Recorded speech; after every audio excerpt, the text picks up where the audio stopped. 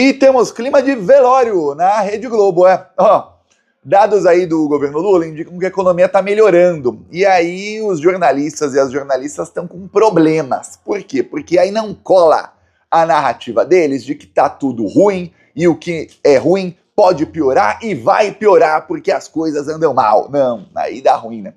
Aí dá ruim para eles, porque pro Brasil tá dando bom. Olha, não sei se você, plantonista, está sabendo, mas se não está, eu te digo aqui. A economia brasileira cresceu 1,3% nos 3 primeiros meses do ano, o que é um resultado histórico. É um dos maiores crescimentos em primeiro trimestre da história do Brasil. Por quê, Thiago? Porque geralmente o crescimento do Brasil vem no segundo trimestre e não no primeiro. Primeiro trimestre, muitas vezes, tem contração da economia, porque muitos empregos que são gerados ali para Natal, Ano Novo e até o Carnaval, esses empregos são perdidos, porque as pessoas que têm emprego temporário são demitidas, né, não são efetivadas. Algumas até são efetivadas, mas muitas não. E aí, por conta disso, tem uma piora nos índices econômicos do primeiro trimestre. Só que em 2025 não. E aí fica difícil. Olha, a jornalista da Globo News que teve que dar a notícia estava gaguejando. Vou te mostrar aqui, já ouviu? Ela tá... Só voltou ela fala assim, é positivo, ai... Mas não tem um mas para eu colocar nessa notícia para falar que tá ruim? Não tem. Não tem. Então prepare-se aí que nas próximas horas ou nos próximos dias a Globo vai inventar outra cortina de fumaça. Como a Janja conversou com o presidente da China. Ela abriu a boca, Janja, não pode mais. Vai inventar outra desse tipo para ver se as pessoas não ficam sabendo que a economia está melhorando. Porque senão a Globo corre o risco de que as pessoas vão ficar otimistas com a economia. E as pessoas que estão otimistas fazem, sabe o quê? Elas tendem a aprovar o governo e a votar pela continuidade do governo. Isso é tudo que a Globo, com o seu projeto Tarcísio, não quer. Eles querem que as pessoas achem que o Brasil tá ruim. Então, vai ter cortina, prepare-se, viu? Porque os ataques agora serão cada vez piores. Quero avisar todos os plantonistas que muita gente pediu, disse, Thiago, esse dia eu não recebi, não caiu a quinzena, tudo mais. Você pode colocar mais dias o curso do Instagram, então a gente vai deixar até quarta-feira. Então até quarta-feira o curso do Instagram ainda está disponível. Os outros cursos que também estavam disponíveis não estão mais. Eu falei que era só até domingo, então foi só até domingo. Mas até quarta-feira, quem quiser ganhar seguidores no Instagram, aqui, primeiro link da descrição. Vamos falar aqui sobre outra coisa que a Globo News estava aí batendo no Lula e que aí deu ruim. O Brasil teve um foco de gripe aviária. Fazia tempo que o Brasil não tinha um foco de gripe aviária e teve um foco. E o que acontece é o seguinte, a gripe não é prejudicial a humanos. A chance de um humano se contaminar é muito, muito pequena. Mas mesmo assim, países têm um protocolo internacional que é para evitar uma gripe, que esse vírus tem alguma mutação ou coisa do tipo e chega a uma gripe como foi H1N1 em 2009, 2010. Então, o protocolo internacional diz que se um país tiver um foco de gripe aviária, os frangos têm que ser sacrificados e os outros países cortam a importação de frango desse país. Então, assim que teve a notícia desse foco de gripe aviária, vários países, dezenas de países disseram que estão suspendendo aí por 30 dias a importação de frango brasileiro. Isso é praxe, não é que o país é inimigo do Brasil, não, é praxe. Até a China suspendeu. A China, que é aí a maior parceira do Brasil, também suspendeu. Países da América Latina, parceiros do Brasil, enfim, não tem a ver se o governo é amigo ou não. Muitos que se diriam, esse é amigo do Lula, o governo. Vários também suspenderam, porque é o protocolo internacional. Porque quando não havia esse protocolo, o que acontecia a cada poucos anos, e aí foi piorando até chegar na crise do H1N1 em 2009, é que não se suspendia, aí frango viajava de um país para o outro contaminado, aí um contaminava o outro contaminava outro, aí tinham centenas, milhares de frangos, as granjas têm centenas de milhares de frangos, às vezes milhões de frangos, e aí o vírus, quando ele se prolifera, o que acontece, lembra na Covid, ele muda de cepa. E aí lembra na Covid que era uma cepa que primeiro dava dava falta de ar e tudo mais, aí depois chegou uma outra que já dava dor de garganta, todas davam tosse, né? Aí depois chegou uma outra que já não dava mais tosse, era mais dor de garganta, o vírus foi mudando. E, para nossa sorte, no caso foi sorte mesmo, o vírus da Covid mudou para um vírus bem menos agressivo. Cada mudança, depois do Delta, ele foi despiorando. No caso da gripe aviária, pode ser que, como aconteceu em 2019, ele se mude para um tipo de vírus que pega em humanos e que aí pode causar mortes e tudo mais. Então, para evitar qualquer tipo de risco, que é zero no momento, faz isso. Pois bem, acontece que o Brasil é o maior produtor de frango do mundo. O Brasil é responsável por mais de 50% das exportações de frango do mundo. Sabia disso? Ninguém produz tanto frango quanto o Brasil. E o Brasil ia ter prejuízos aí multibilionários se o governo Lula não tivesse uma resposta rápida. Então os jornalistas já começaram a falar que vai ser um caos para a economia, vai ter desemprego, nossa senhora, agora a coisa vai ficar feia no Brasil. É engraçado que teve um foco de gripe aviária nos Estados Unidos, e aí vários países cortaram também o frango dos Estados Unidos, e o preço do ovo lá, eu cheguei até a falar aqui no Plantão Brasil, chegou um ovo, não é uma dúzia não, nem uma cartela, uma unidade de ovo chegou a valer mais de $1, ou seja, R$5 por um ovo. Aí você vai comprar uma dúzia, R$60, uma dúzia de ovos nos Estados Unidos. Imagine, só que não podia comprar uma dúzia, porque estavam limitando a 3 ovos por pessoa. Então você tinha que ir com seus filhos e familiares, aí você podia comprar uma dúzia. Pois bem, isso porque teve gripe aviária lá. Eu não vi jornalistas da Globo dizendo que isso vai ser um caos. Nossa, agora acabou para os Estados Unidos, vai ter desemprego em massa. Não, mas no Brasil sim.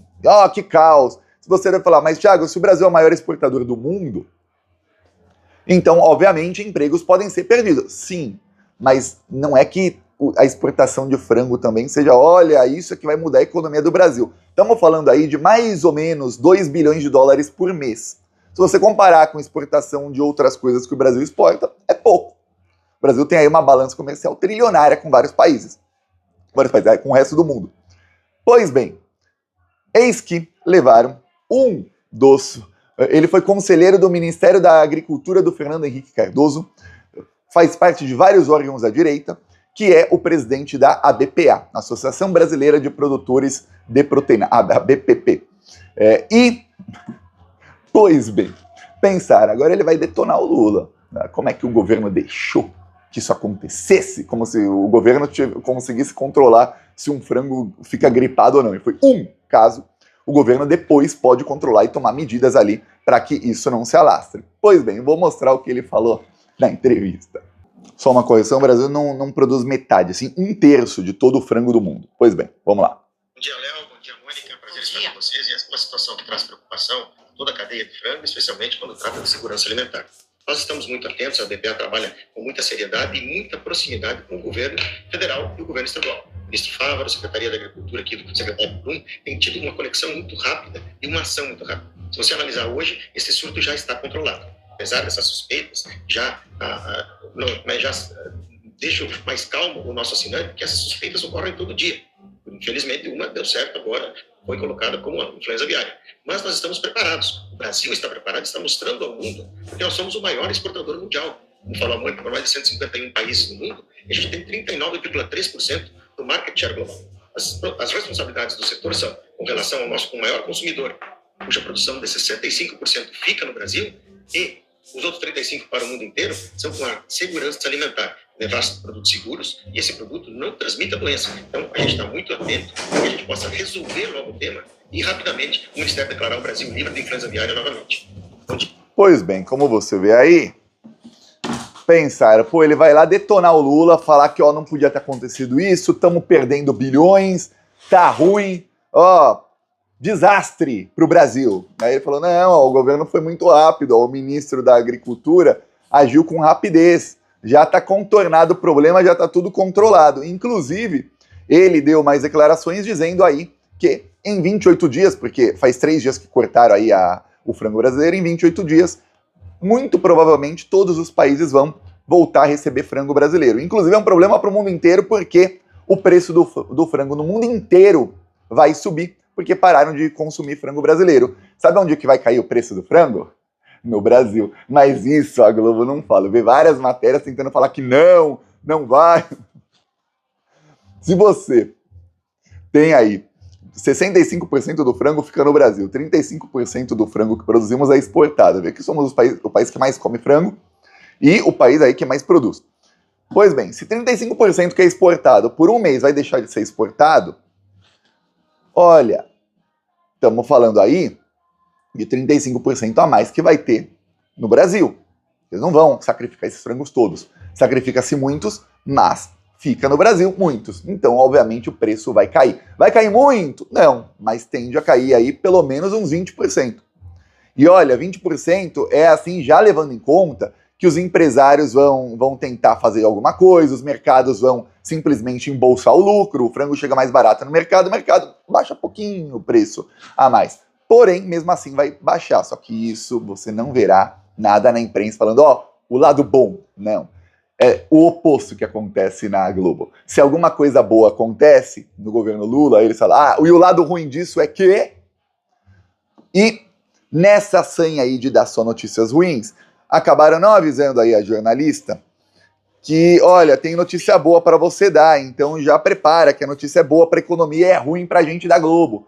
Então prepara. Ela não estava preparada, e aí acabou meio sem acreditar no que estava falando. Falou, pô, é para eu ler isso mesmo, pô. Elogio aí a economia do Brasil. Vamos lá. O Banco Central acaba de divulgar o IBC-BR, aquela prévia do PIB, como a gente diz, para o primeiro trimestre do ano, e a gente tinha saído de 0,5% no trimestre anterior para 1,3% nesse primeiro trimestre. Portanto, há uma aceleração da atividade, os juros já estavam altos, continuou sendo altos, a expectativa de crescimento do mercado é de 2,02% em 2025 contra 3,4% do ano passado. Mas veja que talvez todo mundo erre, porque é um crescimento bem expressivo, né, Léo? Mais um dado do primeiro trimestre confirmando um velório. Primeiro trimestre bem aquecido e importante, a gente olhando para frente, assinante, o BCBR traz aqui 1,3 no primeiro trimestre, né, Mônica? Os dados de varejo e outros dados, se a gente pegar março, ainda bem acelerado, né? Bem acelerado. Bem acelerado para onde a gente olhe os dados que estão sendo divulgados, muitos ainda, claro, precisam ser consolidados, mas indicando aí uma atividade intensa, uma atividade econômica forte no primeiro trimestre e que deve responder pela maior parte do crescimento. Não, mas a projeção da economia, ela teve que dar um mas. A projeção da economia para 2025 é um crescimento de 2,02%, comparado a 3,4% no ano passado. Ou seja, ano passado a projeção era melhor, esse ano vai piorar, tá? Aí ela fala, mas é um crescimento forte. Ela acaba dando opinião, devia ter alguém no ponto gritando, cala a boca, não elogia. Aí você vê que depois ela fica meio caladinha assim e deixa o jornalista, que também devia estar escutando o ponto quieto, ele fazer lá o clima de velório. Só faltou tocar no fundo aquela música, pam, pam, pam, musiquinha de velório. Que olha, tá ruim lá na Globo. Tem que falar que, olha, os juros estão altíssimos e mesmo assim não tá freando a economia não. O Brasil tá atropelando na economia. Sabe por que o Brasil está atropelando na economia? Atropelando quer dizer, está passando o trator por cima desses economistas lixos que são pagos para dar previsões erradas? Porque o Lula viaja o mundo e consegue investimentos bilionários no Brasil. Esses investimentos chegam e aí é tudo aquilo que inventavam que o Brasil precisava de austeridade e reformas para ter esses investimentos. Que é o quê? Investimento privado. E aí chega esse investimento bilionário no Brasil, fora investimento público do PAC e de outros projetos do governo Lula, faz o quê? Chove dinheiro no Brasil. E aí gera emprego pra caramba, e as pessoas têm mais dinheiro. E aí falam, o salário mínimo aumenta acima da inflação. Só que o fato é que cada vez menos gente ganha um salário mínimo. A média salarial do Brasil aumentou muito, muito acima até do aumento do salário mínimo. E aí o que acontece? Quando os salários são altos, os empresários bilionários brasileiros que estão acostumados a escravizar a população, ficam assim, peraí, não dá. Como disse o Paulo Guedes uma vez, já a empregada doméstica vai voltar aí pra Disney, uma festa danada, não, peraí. E ele ainda fala com um tom de voz assim, coloque-se no seu lugar, seu pobre. Você não pode tirar férias boas, não. Você que vai pra Piraporinha nas férias. Mas é lugar de todo mundo passar férias? Você sim. Eu, Paulo Guedes, Disney. Você fica lá. Pois bem, aí você vê, o Lula está conseguindo. E aí aumentam os juros para ver se sabotam a economia. Está sendo sugado mais de R$1 trilhão dos cofres públicos por ano, só em taxa de juros para esses vagabundos que são os banqueiros, que são quem patrocinam a Globo News, e aliás, toda a Rede Globo e toda a grande mídia. E aí, O que acontece? Não tá dando a narrativa deles, porque mesmo com isso, o Lula tá conseguindo um resultado expressivo. E aí o que sobra pra mídia? Ficar fazendo cortina de fumaça. Olha, a Jane já falou ali. E aí jornalista inventando, eu mostrei aqui, que vergonha. A pessoa aparece ali na câmera pro Brasil inteiro para inventar que, olha, o protocolo não permitiu uma fala nem do Lula. E aí fica nessa, fake news, fake news, fake news, fake news, fake news, só mentiras contra o governo. É o chamado autoproclamado jornalismo profissional. Brasil 2025. Eu peço a sua inscrição no canal, seguimos aqui na luta e não se esqueça aí de compartilhar o vídeo e quem quiser aí ganhar seguidor e fazer sucesso aí no Instagram, aqui embaixo tem o nosso curso onde eu e o professor Fabrício ensinamos todas as técnicas que tem para se usar no Instagram. Falou!